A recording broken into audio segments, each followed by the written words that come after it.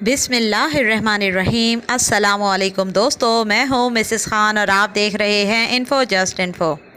دوستو، اللہ رب العزت نے انسان کی تخلیق کے ساتھ ہی انبیاء اور رسول کا سلسلہ جاری کیا تاکہ لوگوں کو نصیحت اور ہدایت ملے۔ انبیاء کرام کی تعداد قرآن پاک میں 1,24,000 بتائی گئی ہے۔ ان میں سے 300 رسول بھی تھے۔ اس دنیا میں لوگوں کو خدا کی وحدانیت کا درس دینے کے لیے انبیاء اور رسولوں نے بہت ہی محنت کی اور وہ اللہ کی وحدانیت کا درس دیتے رہے، ہدایت کی طرف بلاتے رہے۔ یہ تمام انبیاء کرام صرف اللہ کی ہی دعوت دیتے رہے، اسی لیے قرآن پاک بھی ہمیں صراط مستقیم پر چلنے کی تعلیم دیتا ہے۔ اور سب سے عظیم اور بے مثال شخصیت رسول اکرم صلی اللہ علیہ وآلہ وسلم کی ہے۔ حضرت آدم علیہ السلام اور بی بی حوا جب حضرت حابیل علیہ السلام کے انتقال کے بعد رنجیدہ رہنے لگے، وہ ہر وقت روتے رہتے تھے، غمگین رہتے تھے، تو اللہ تعالیٰ نے انہیں بیٹا عطا فرمایا جس کا نام انہوں نے شیس رکھا۔ شیس کا مطلب ہے اللہ کا دیا ہوا تحفہ یا اللہ کی عنایت۔ اور نہ صرف اللہ نے انہیں بیٹا شیس عطا فرمایا بلکہ اسے نبوت سے بھی سرفراز فرمایا۔ آپ حضرت حابیل علیہ السلام کے انتقال کے 5 سال بعد پیدا ہوئے۔ حضرت شیس علیہ السلام پر اللہ تعالیٰ نے 50 صحیفے بھی نازل فرمائے۔ آپ تاریخ انسانی کے دوسرے نبی ہیں۔ آپ نے 912 سال عمر پائی۔ آپ کے جانشین یعنی کہ جو آپ کے بیٹے تھے اور ان کو بھی نبوت ملی، ان کا نام انوش تھا۔ حضرت آدم علیہ السلام کی وفات کا وقت جب قریب آیا تو حضرت آدم علیہ السلام نے سب سے پہلے آپ کو طوفان نوح کی خبر دی اور فرمایا کہ بیٹا ایک بہت بڑا طوفان آنے والا ہے، اور اس کے بعد آپ کو دن اور رات میں کی جانے والی عبادات کی تعلیم دی اور باطنی علم قبالہ بھی سکھایا جو کہ سینہ بہ سینہ چلتا رہا۔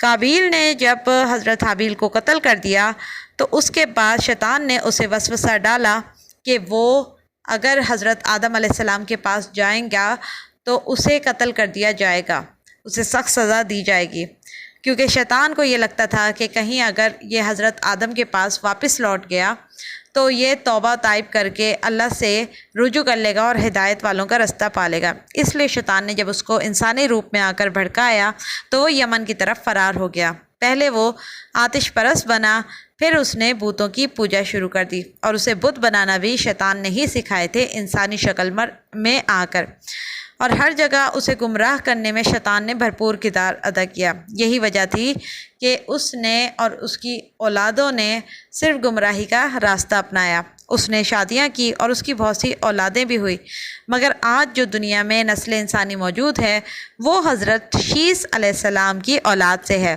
حضرت آدم علیہ السلام کے باقی بیٹوں کی نسلیں طوفان نوح میں ختم ہو گئی تھیں۔ حضرت شیس علیہ السلام حضور اکرم صلی اللہ علیہ وآلہ وسلم کے جد امجد بھی ہیں۔ حضرت آدم علیہ السلام نے انہیں وصیت کی، میرے شیس بیٹے، تم دیکھتے ہو کہ میرے ماتھے میں ایک نور چمکتا ہے، یہ نور محمد مصطفیٰ صلی اللہ علیہ وسلم ہے۔ فرمایا اس نور نے تیری پشت سے آگے منتقل ہونا ہے اور اپنی ولادت تک نسب کا سفر طے کرنا ہے، لہٰذا یاد رکھنا کہ تو جب بھی شادی کرے تو پاکیزہ اور طاہرہ زوجہ سے شادی کرنا، کیونکہ ان کے بطن سے نور مصطفیٰ نے آگے گزرنا ہے، اور جب تیری اولاد ہو تو اسے بھی اور تیری بیوی کو بھی یہ وصیت نسل در نسل آگے کرنے کا حکم دینا کہ میری نسل میں سے کوئی بیٹا کسی ایسی بیٹی یا خاتون سے شادی نہ کرے جس کو دور جاہلیت کی آلودگی نے چھوا ہو۔ یہ پشتیں اور یہ بطن امانت کے طور پر ہیں، پشتوں اور بطن سے گزر کر نور مصطفیٰ نے آگے جانا ہے۔ یہ وصیت تیری ہر نسل میں جاری رہے گی۔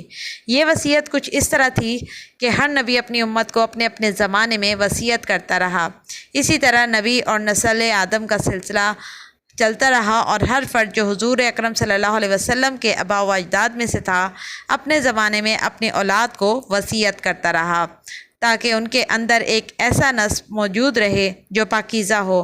مختصر یہ کہ حضرت آدم علیہ السلام کے 40 بیٹوں میں سے جس بیٹے کو نبی صلی اللہ علیہ وسلم کا جد امجد بننا تھا، جہاں سے نسب محمد صلی اللہ علیہ وسلم کی ابتدا ہوئی، ان کا یہ عالم ہے کہ جس بیٹی کا نکاح ان کے ساتھ ہوا وہ حضرت حوا علیہ السلام کی طرح روئے زمین کی سب بیٹیوں سے زیادہ خوبصورت اور پاکیزہ اور افضل تھی۔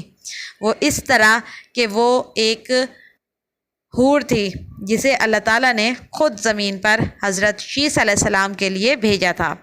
یوں اللہ تعالیٰ نے نسب محمد صلی اللہ علیہ وسلم کو ولادت محمد صلی اللہ علیہ وسلم تک طاہر و مطہر رکھا۔ چنانچہ جب حضرت شیس علیہ السلام کی شادی ہوئی تو آپ کا نکاح حضرت جبرائیل امین علیہ السلام نے پڑھایا اور ملائکہ اس نکاح کے گواہ ہوئے۔ حضرت شیس علیہ السلام یہ اشارہ دینے کے لیے کہ میں نسب مصطفیٰ کا جد امجد ہوں، اپنے باقی بھائیوں اور قبائل کے ساتھ چل کر مکہ معظمہ آ گئے اور ساری زندگی مکہ میں گزاری۔ حضرت آدم علیہ السلام نے آپ کو مزید وصیت کی کہ میرے بعد روئے زمین پر آپ یعنی کہ شیس میرے خلیفہ بننے والے ہیں، تو میری ایک نصیحت کو تھام لے۔ اے بیٹے شیس، جب بھی تو اللہ کا ذکر کرے تو ذکر اللہ کے ساتھ ذکر محمد صلی اللہ علیہ وسلم کو ضرور کرنا، ذکر اللہ اور ذکر محمد کو ہمیشہ جمع کرنا۔ یہ حضرت آدم علیہ السلام کا حضرت شیس علیہ السلام کے لیے پہلا کلمہ وصیت ہے۔ حضرت شیس علیہ السلام نے پوچھا کہ اسم محمد صلی اللہ علیہ وسلم کو اللہ کے اسم کے ساتھ جمع کرنے اور ان کے ساتھ ذکر کرنے کا کیا راز ہے؟ تو حضرت آدم علیہ السلام نے فرمایا کہ جب مجھے اللہ نے پیدا کیا تو میرے بیٹے شیس میں نے عرش کے ستونوں پر اسم محمد صلی اللہ علیہ وسلم کو ہر جگہ لکھا دیکھا۔ پھر مجھے پوری آسمانی کائنات کی سیر کرائی گئی۔ میں نے کوئی بھی ایک عزت یا بلندی والے مقام کو ایسا نہیں دیکھا جہاں اسم محمد صلی اللہ علیہ وسلم نہ لکھا ہو۔ پھر اللہ نے مجھے جنت میں سکونت بخشی۔ میں نے جنت کا کوئی ایک محل اور ایسا کوئی ایک حجرہ نہیں دیکھا جس کے اوپر اسم محمد صلی اللہ علیہ وسلم نہ لکھا ہو۔ ایسا لگتا ہے جیسے جنت اور عرش اور جنت کے ستونوں اور ہر درخت، ہر شے حضرت محمد مصطفیٰ صلی اللہ علیہ وسلم کی ملکیت میں سے ہیں۔ میں نے فرشتوں کی آنکھوں کے اوپر، ان کے ماتھوں کے اوپر بھی اسم محمد کو لکھا دیکھا۔ سدرۃ المنتہا کے پتوں پر بھی اسم محمد لکھا دیکھا۔ جنت کے درختوں غرض جدھر نظر دوڑائی، جو عزت کا مقام اور بلندی کا مقام دیکھا، وہاں اسم محمد صلی اللہ علیہ وسلم کو دیکھا۔ اس لیے بیٹے شیس، اسم محمد صلی اللہ علیہ وسلم کا کثرت سے ذکر کیا کرو، کیونکہ ملائکہ بھی ہر وقت نبی کریم صلی اللہ علیہ وسلم پر درود بھیجتے رہتے ہیں۔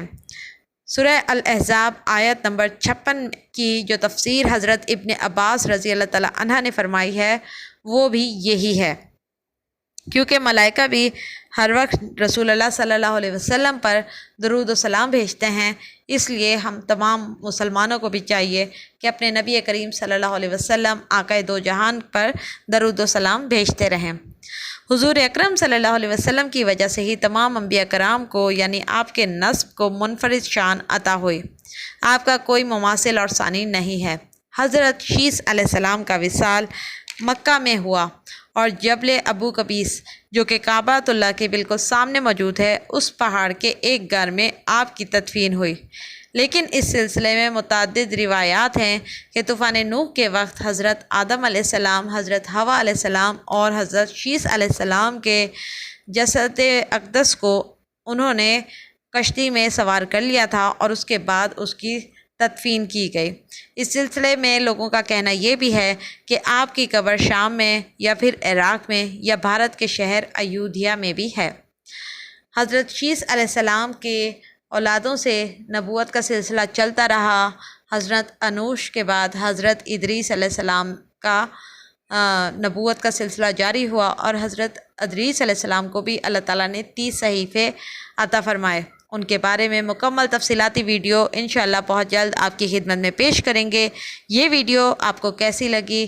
پسند آئی ہو تو لائک اور شیئر کیجئے۔ کمنٹ کے ذریعے ہمیں ضرور بتائیے گا کہ آپ مزید کس قسم کی ویڈیوز دیکھنا چاہتے ہیں۔ اگلی ویڈیو تک کے لیے ہمیں اجازت دیجیے۔ اللہ حافظ۔